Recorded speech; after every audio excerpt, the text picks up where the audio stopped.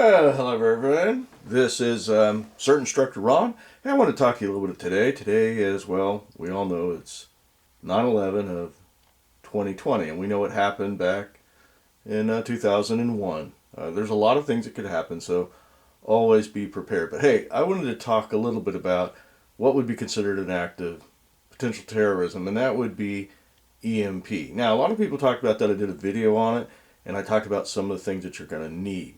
Now, some of those things that you're going to need are going to be water and, of course, batteries and whatever, but you're also going to be concerned with protecting your electronics. So, kind of a demonstration. I did this last time. I'll do it once again, and that is I'm going to take this Mylar bag. Dog treats come in it. Back out just a little bit. Turn on the radio. Here's the bag. Put the radio on, you hear it go silent. So we've talked about preparing for an EMP attack, but what are we going to do afterwards? Okay, so there's a lot of things that are going to happen afterwards, and let's talk about some of those things that Hank prepare. But before we get really started, please do me a favor, like and subscribe, and make a comment. Maybe there's something you want to add that I've missed, and it'd be great to have your comments. All right, so obviously water. I'm going to go back. The brochure that you see in the back is something that we give out here in Oklahoma about terrorism. And this is some of the stuff that they're going to say that you're going to need. So let's talk about some of this stuff and to make sure that you're prepared. Because again, we don't know how long you're going to be out of food. There's a lot of things that could happen. For example, EMP could start a lot of fire in a lot of places. So that may be something that you want to consider. You want to make sure that you have some masks and some different things. So let's look at some of the things here that they say you should have. Water, food, battery power, of course batteries, we talk about that, flashlight, first aid kit, a whistle, dust mask, moist towelettes, you can just see, wrench pliers, whatever, you just go right on down the line there, medications. Okay, so those are all important things, but you're going to need something. Think about what it's going to be like with electricity off. Maybe you ought to run a practice drill, turn off all your lights and try to live a day and see what happens. You might find out, hey, you got an electric can opener, which no longer works. So that means, hey, I'm going to need a can opener. Hey, I can't see. I definitely need more flashlights because I dropped my flashlight last night and it broke. And, well, I need more than one. So just remember that old rule. 1 is 0 and 2 is 1. So make sure everybody's got flashlights, whatever you need. Plenty of batteries. Solar's really well. Speaking of solar, it's going to be a long-term event. You can find working batteries. You know, you might get something like this.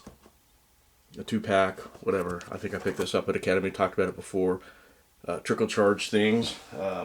If anything's working, maybe you're using some sort of 12-volt lighting system, whatever. So you've got a way to charge your battery. If you're a ham operator like myself, well, you're going to be able to communicate because, well, as you just saw, we dropped the radio in the bag and you saw what happened. So it's going to go out.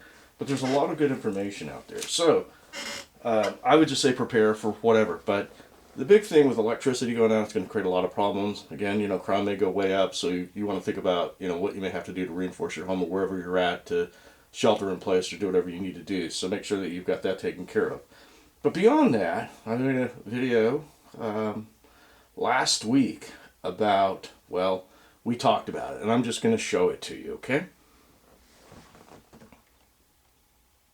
There you go.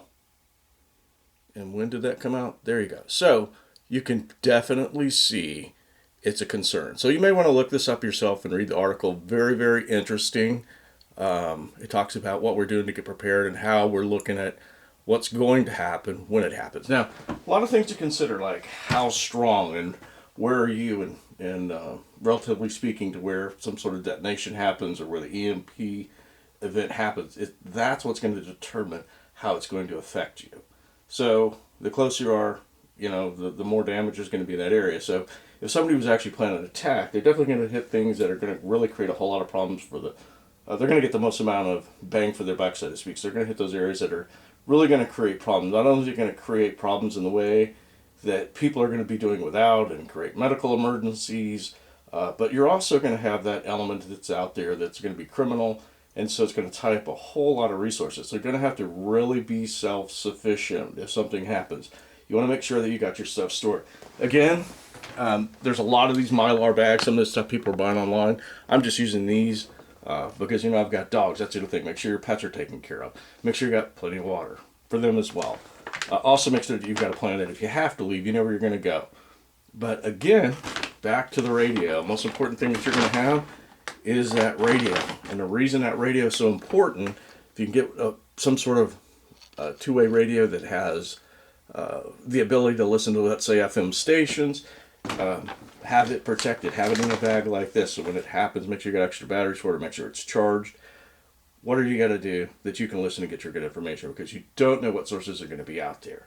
So that's my advice on all this. Get everything that you possibly can. Make sure that you're prepared. Again, go back to simple disaster preparedness, fall back on that. But again, remember that a lot of things that you're going to count on aren't going to be there. So again, I would challenge you to do a day of maybe no electricity and see what happens, and you're going to see what you're going to need, when you're going to need it. You're going to realize there's items that you're depending upon every day, like your coffee maker or your cook stove to cook your food, but now you can't cook. So maybe you want to get something like a rocket stove, or some sort of stove that you can cook on, boil water, make coffee, whatever. Again, we're getting into the colder time of year, being right now we are in September, so we know it's only going to get colder here. So you would definitely want to prepare for that. So you want to make sure maybe you got things like space blankets that you can line beds with, and different things. So again, just make sure you take a good look at what you've got and try to compensate. So again, the word is prepare. As that brochure in front of you says, preparing makes sense. Get ready now. So that's going to be my advice to you. Again, this is CERT Instructor Ron. If you got any questions, comments, put them there in the comment section. And again, like and subscribe.